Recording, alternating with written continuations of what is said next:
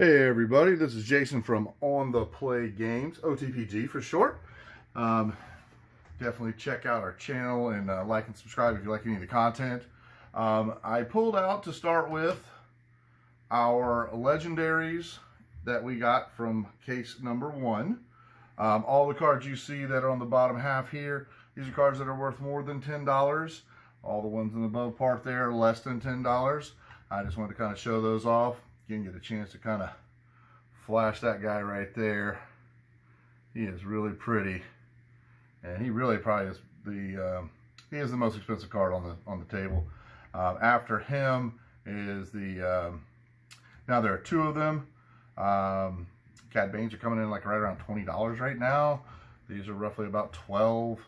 The Invasion, being a hyperspace, was above $10, but basically what we came out to in just the legendaries, we are looking at $274-ish on the current TCG market.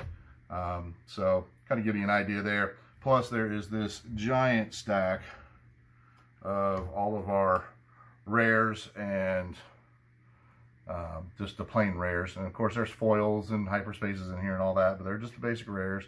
And there's an old trick back in the Magic days that if you can take a card and put it sideways, that's worth about 100 cards.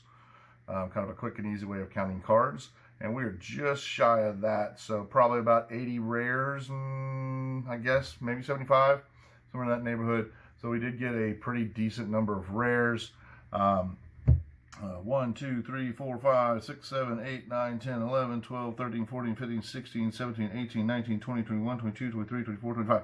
We ended up with 25 legendaries out of the first case. So 6 boxes. You're looking at basically 4.1 legendaries per box, which is a little bit on the higher side because I'm hearing anywhere from 0 to 5, so can't be too unhappy about that. And again, anything you see here, especially anything that's shiny or outside of this, your basic non-foil frame, will be part of the cards that can be part of your collection if you see something that you're interested in. So what we're going to do is put these away. Just want to kind of show off case number 1 real quick, and what we basically got out of just the legendaries and value at the current market price, which it is the 5th of November, 6th of November. So just kind of something to keep your eye on. We're getting ready to get into the first box of case number 2, and I hope we can see everything. I've done some things, changed some things. You can actually probably see the feet of the new tripod. I've laid out the big fat boy mat to give us a little more of that Gamegenics flair, especially for individuals that might end up sharing some of my videos and be able to give them the ability to share it on their pages without breaching any kind of contract with FFG. And so we're going to get started with this. I'm going to go ahead and crack this box open. I will say, first case wasn't very impressive. I wouldn't say it was terrible. I mean, we did get the Grievous. That was kind of cool. It was a really pretty card. And Then There Are 2 of Us was very nice. So if you've seen my videos before, I just started posting them. We're really just kind of revving up the engine to the YouTube channel and the Facebook channel. Remember, it is on OTPG-On, right next to the dash, no space there, The Play Games on Facebook. Check us out there. We'll be posting event information as we get ourselves closer to the start of season 1. We will be doing another hyperspace, it looks like, set of tournaments between at least 2 shops. We might bring in a third. And I am waiting to see who gets the planetary qualifier, and I'll be approaching that shop to try to purchase a couple of slots in their offerings to include as part of the first place prize support for our hyperdrive event. So not only will you be able to get some cash for your trip, because That's what we do. We do stipends here in South Carolina because of different gambling laws we don't want to violate. And then on top of that, I'm hoping to be able to offer the first place person the ability to, the finalist to be able to, or champion I should say, to actually have a paid spot for their entry to the planetary qualifier.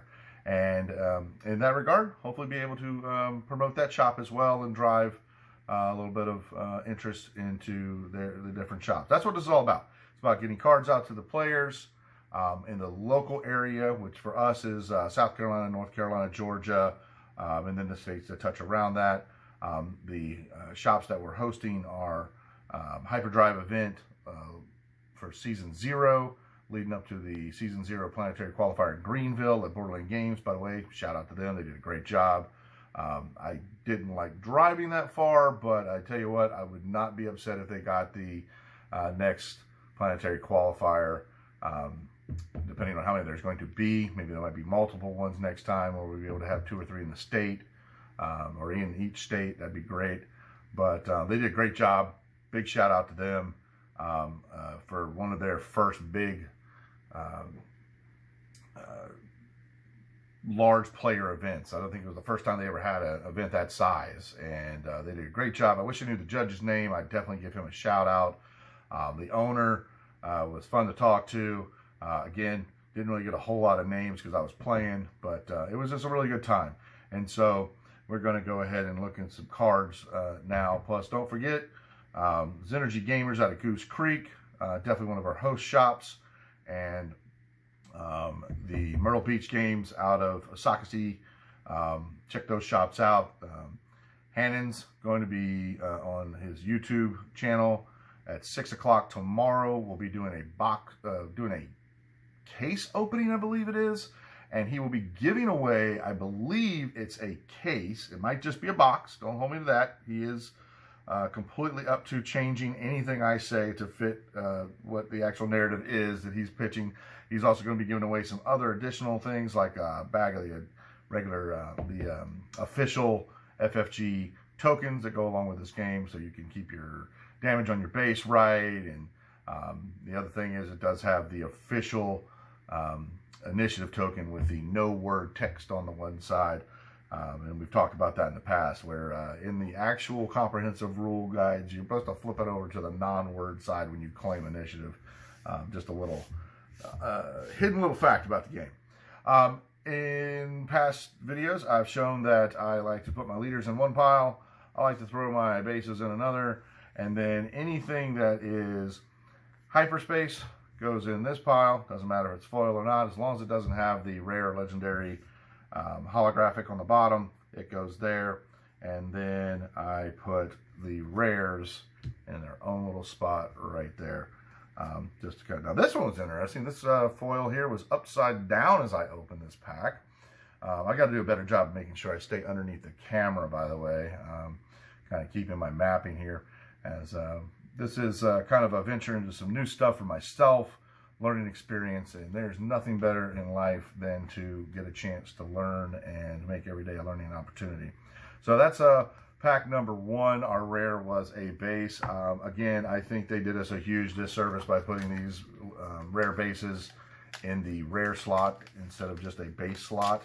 So now when you get a rare base, you end up with 2 bases out of that pack. All I can say is, boo. I wish you could have done this better, and hopefully we don't see that in the future. We're still looking for our first showcase card from the set. We haven't hit that yet. I'm going to move these lands over here and just kind of keep these guys in the picture. And we're just going to go through this pack kind of quick. In past box openings, I like to kind of keep it fast and moving. We got a double rare pack. Neither one of these are ones that I'm like super thrilled about. Clone might have something somewhere along the lines, but it's an awfully expensive cost to it. And this guy was really good in limited, but I just don't know what he's going to do in any kind of constructed play. Having the +1 body on the back end of your unit, it makes a flip turn Sabine leader, just that much harder to kill. You can't just take it down.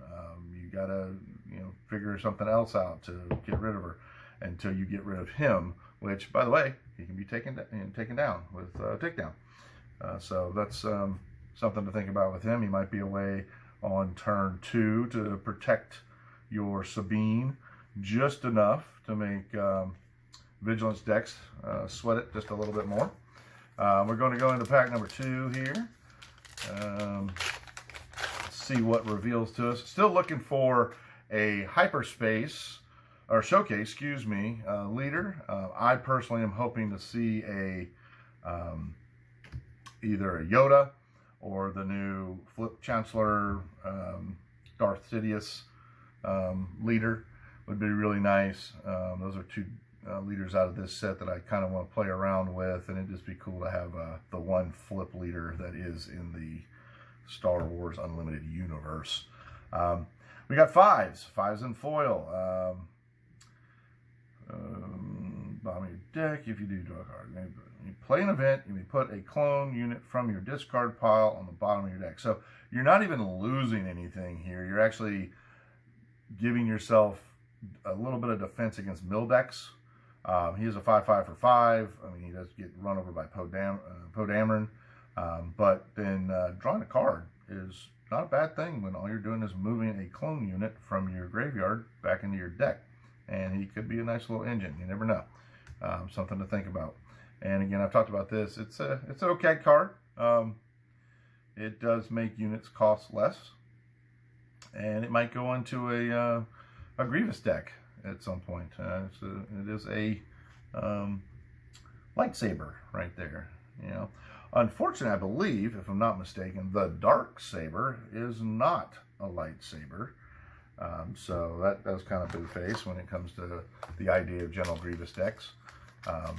I still do plan on making a little bit of a meme deck out of that, just to have a little fun with the game and try to keep the competitive nature that I have in check as best I can. Still searching for that showcase. We're looking at the uncommons and commons all stayed with basic frames. And another upside down card. They're definitely turning them upside down in this box at least. And then we've got this girl here, Stella. When played, when defeat, you may deal 2 damage to your base. If you do, search the top 8 cards of your library or your deck, excuse me, for a tactic card. Reveal it, draw it. Another card engine. 3 toughness is not great for a forecasting cost card, but it is what it is. So far, as it was with the first case, not extremely impressed with anything that has come out of the boxes yet. At least not as far as my own gameplay is concerned. But there are some cards out here that can start getting used. Here we go, Darth Maul. That's one that a couple friends of mine have been kind of talking about and interested in. And so that's a nice one to see there. No hyperspaces in the uncommons and commons, so we'll just set those to the side. And I think this pack is pack number 6, if I'm not mistaken. So we are entering the end of the first third of the box, or first quarter of the box, because I don't know math. And we're going to kind of just take a quick little look through, and I see no hyperspaces. We have the Mos Amada, excuse me, Mos Amada. And then we got that little foil guy right there. So we are going to continue in. So 8 packs makes it 1/3 of the way through. That's the math. So I need to remember that. Oh, I wish that would have been the card, even though I don't want that one. It'd be nice. I am also looking for my boy William out of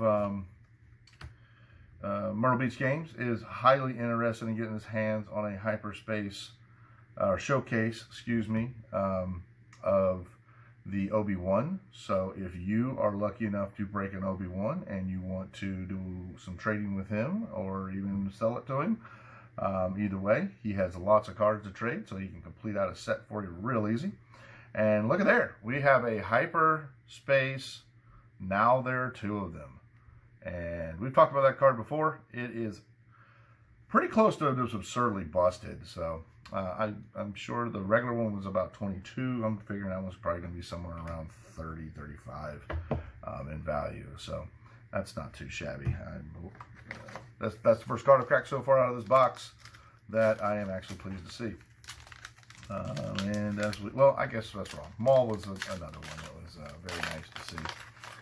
So anyway, we continue on with the failure of the showcase cards. And oh, look at there, we got another one of these guys. And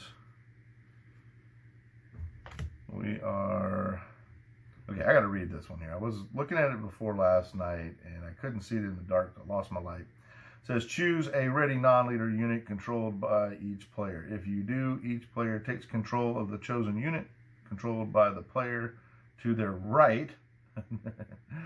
At the start of the regroup phase, each player takes control of each unit they own that was chosen for this ability. Not really that great. Not feeling that much at all. Not even for Twin Suns, to be honest with you. But I do think it is funny to the player to your right, because I almost feel like, you know, if I'm sitting at a table with 2 matches going side by side, I look over to the other match and I'm like, hey, I'm going to take that card for a second and you can borrow this one. But yeah, no, that's not how that works. But boy, it would be funny if it was. So we are flipping over more basic bosses, looking through for some hyperspaces. We get a Captain Typho, or Typhu. By the way, feel free to correct me on any mispronunciations and link me a Google so that I can hear it. And this card's been talked about. Like I said, it's a little bit big, I think, for its size. Again, another upside down foil. One of our last packs, or last boxes from case 1, I opened up a pack about 3 or 4 into it. It had no foil. So I'm almost tempted to write FFG and be like, hey, you guys owe me at least a foil. Yeah, but yeah, that'll never happen. But that's why we do these things on you know, we record these so that we can talk about them and just kind of see what comes out of these packs, you know, the strangeness that can occur in some of these packs. And, you know, sometimes just the absurdly busted pulls that we can get. So, we didn't get anything good right there. We got this guy. Oh, look at there. Cad Bane. I think he's going right around 20 bucks. So, not too bad. That actually makes a set of 3 that have come out so far from the boxes that have been opened. So, we are a case and 1 box in to having 3 basic art Cad Banes. So, that's kind of nice. And I think that might make 2 legendaries from this box already, if I'm not mistaken. I'll take a quick look here in just a second to kind of confirm it out for everybody. There we go. Even if they're common and uncommon, I do like the hyperspaces. I'm not going to lie. The artwork is, as always, pretty cool. And now we've got Mrs. Restore 1. Attack. You may defeat another friendly unit. If you do, draw a card. You know, if you got a card that has a defeat trigger on it, that could be something that you want to, you know, work around with. And then if you have the ability to reanimate it or bring it back out, then trigger even more stuff, and you know, the shenanigans go on while you make a nice little hand advantage for yourself. That's actually really pretty. Now you give me that in a foil, and I would be pretty happy playing that as a base. I mean, you know, that's a gorgeous, the Crystal City. Pretty, very pretty. And then again, we got the rest of the cards to look through. Nothing exciting there. Foresight. I want to play this as like a 2 of and a Yoda leader deck. Matter of fact, it actually has Yoda in the picture. I didn't even notice that the first time I was talking about this. I got this in a starter deck, and I just didn't get the Yoda leader. So if at all ever there is an opportunity where you can, because I like it before you draw a card. So if you've used Leoto, did the little swap out with your hand, kind of like the mini brainstorm, and then you call the card you put on top of your deck, and now you went up a card. So you draw 3 cards for that turn, and that can add up over a couple turns. And then another one of these bold resistance cards, which Padme in the front there shooting the pistol while her soldiers sit back and watch her do her deed. This shows you the strength of the character. She's, again, one of the stronger female characters, I believe, of the Star Wars camp. Maybe outside of Ahsoka. Ahsoka's pretty awesome. And yeah, we're just moving right along.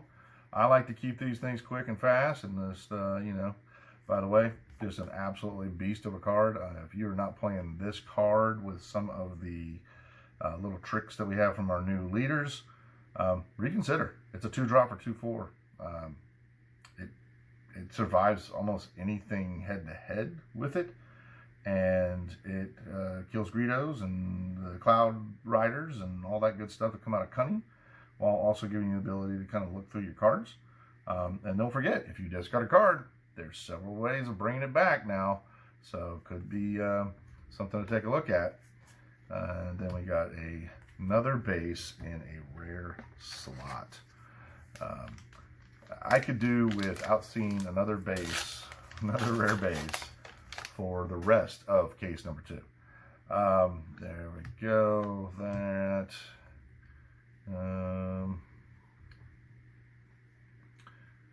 We have, as I say it, I jinxed myself, y'all. But then I get a nice little pretty R2-D2. And you know what? That one actually doesn't have that bad of a curve to it. I'm not sure if I get the angle right for you to see, but that one's pretty straight. I'm sure it'll curve over time. The regular frame cards tend to have a little bit more of a curve, but I've also noticed, you know, with like our General Grievous that we got, it had a slight curve to it as well, even though it was the hyperspace foil version of it. Still have not seen a showcase card yet, and we are going in the bottom half of the 7th box out of 2 cases. So this is box number 1 out of case 2, and we didn't get anything there. We got the very inexpensive Chancellor Palpatine. He is, I think, right around about $4 right now, so not the, you know, may have kind of paid for the pack, but this guy, I'm telling you, Mr. Bones, be looking out for him, and be looking out for him coming at you with like a double red Kylo, or, you know, double aggression Kylo. This guy, on the flip turn for Kylo Ren, you want 0 cards in your hand if you can help it. If he is on the field with 0 cards in your hand, he takes out Poe Dameron. And just think about it. A 1-drop that could be ECL'd out into a Poe Dameron, wiping it right out. And it costs you 1 resource to do. You couple that with, you know, well, ECL is going to be hard because it's a double aggression. But nonetheless, double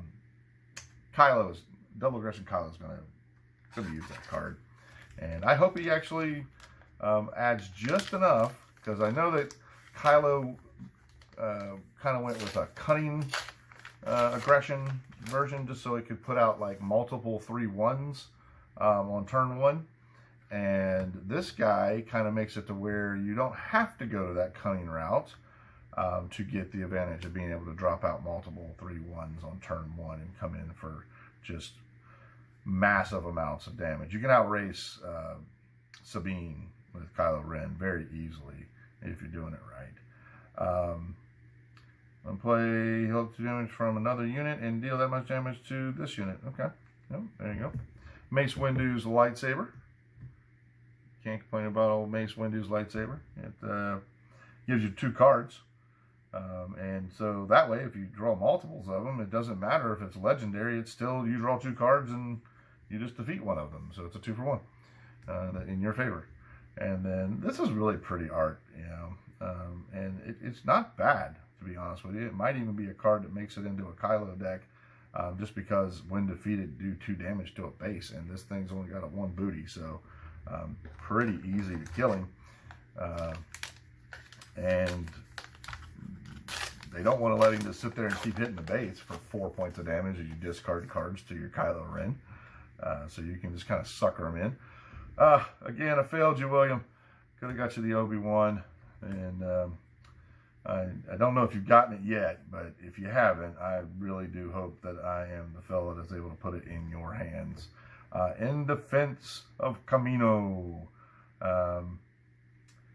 this card, when for this phase, each friendly Republic unit gains Restore 2 and when defeated, create a Clone Trooper token. I feel like you might have to go out of aspect to make it work, but there is something that's workable there. Let's take a look at these Clone Troopers.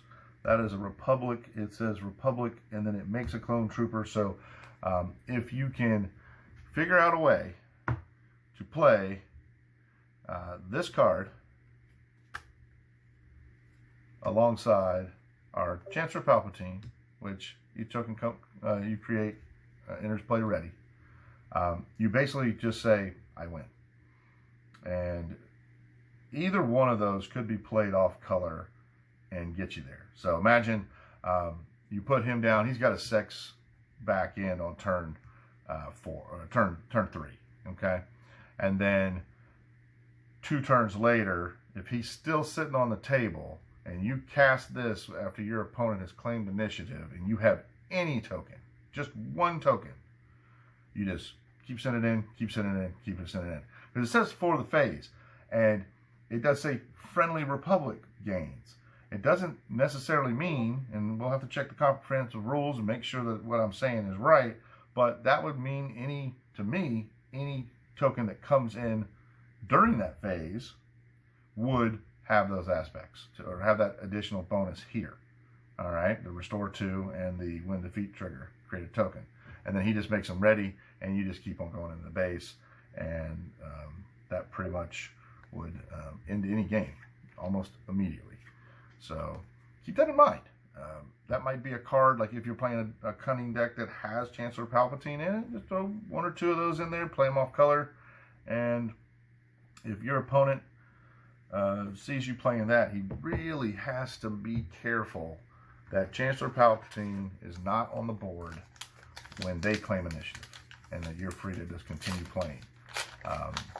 And honestly, it'd be very difficult for them to stop it, even if they didn't take initiative, because by the time you cast this, anything they kill gets a clone token, and that clone token's ready. You can continue on. So there's a little bit of interaction between those 2 cards, and I know I'm not the only person that's ever said it, so you know, it's just a matter of time before somebody figures out a way to break that card open. So no hyperspaces there. We did get ourselves a San Hill, and he's okay. I wish he was maybe a little bit bigger on the front end to do some things. And then a rather pretty Asajj Ventress, I believe is how you pronounce that one. Attack with another Separatist unit this phase, it gets +1/+1, and it has exploit. So it's really a 3/4 body. It'd be a 5/4.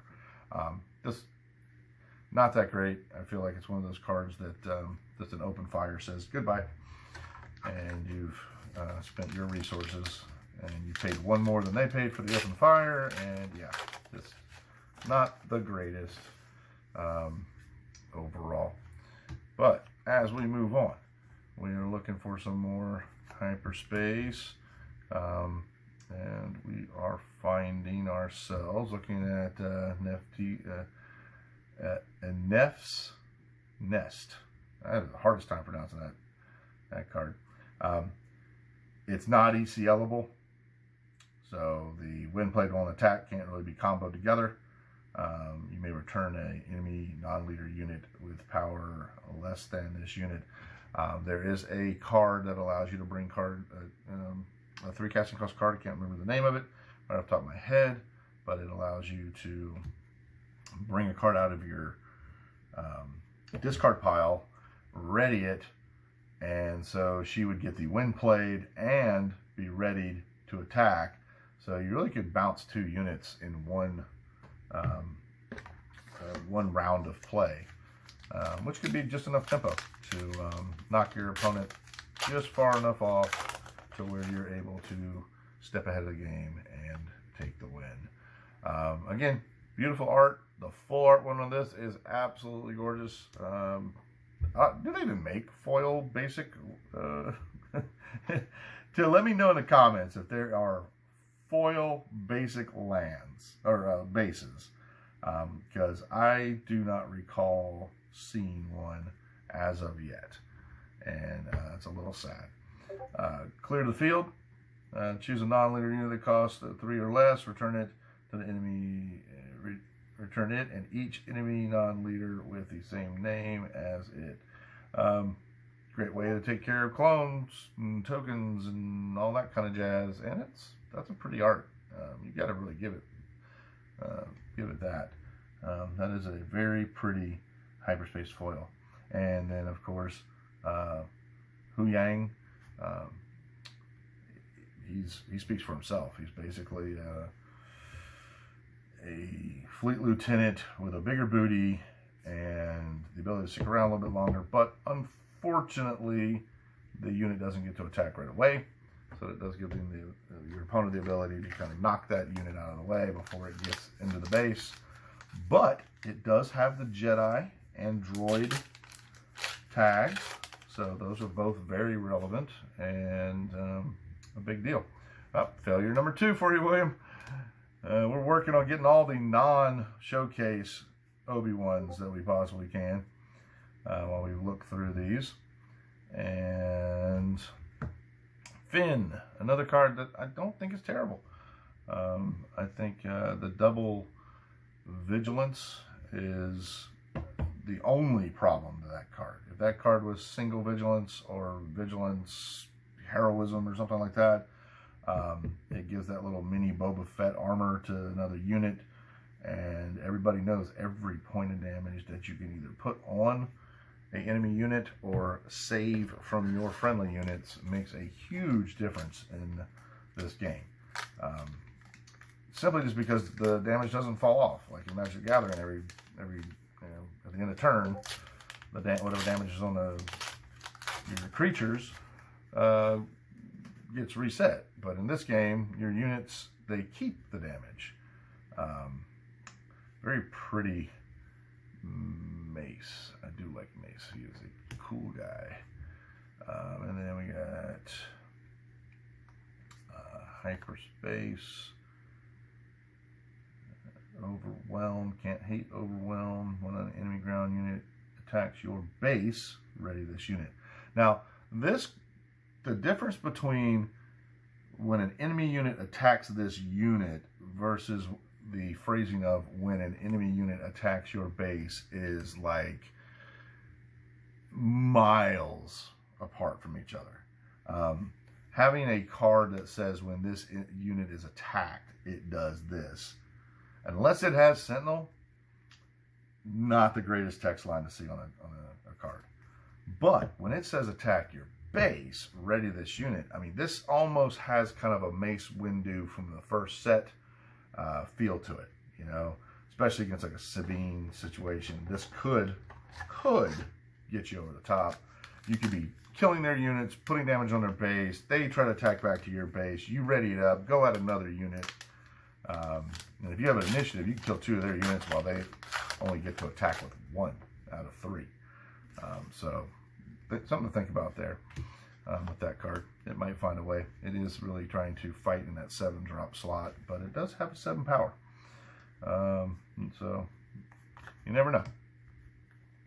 Again, we got some of these teams out there that are really pushing the edge. This one here, basically turning anything that you want into a lurking type phantom. And then that card there. We were down to the last pack, folks. And that was quick, even with me showing the cards off from the last case and giving you the numbers that I pulled from TCG, which came up to about $274 in just the legendaries. Of course, we know that's where most of the money is. The rares aren't, holding quite as much value. But if you figure I got a stack of about 80 rares times 5, 8 times 5, you got maybe $400. I think that's what that would come out to. So there might be enough to justify the cost of a case. It's close though. Execution Order 66. Deal 6 damage to each Jedi unit. This card, for each unit defeated this way, its controller creates a clone trooper token. Yay, it kills all Jedis, but clone trooper tokens? Those are 2/2s. They can do things. And then we've got this right here. So imagine a double cunning villainy deck playing this, playing against a deck that has this, and you got Chancellor Palpatine out, and they kill all your Jedis, and then Chancellor Palpatine turns all those 2/2s into ready units. Corner case scenario, of course, but just kind of brainstorming some ideas with you folks as we look at the last of box 1, case 2. So there are our regular uncommon commons, hyperspace and hyperspace foils. And for this box, we got, let's take a look here. Where's our blue symbols? This box has 1,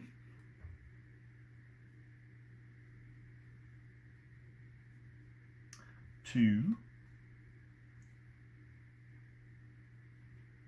a 3, 4, 5.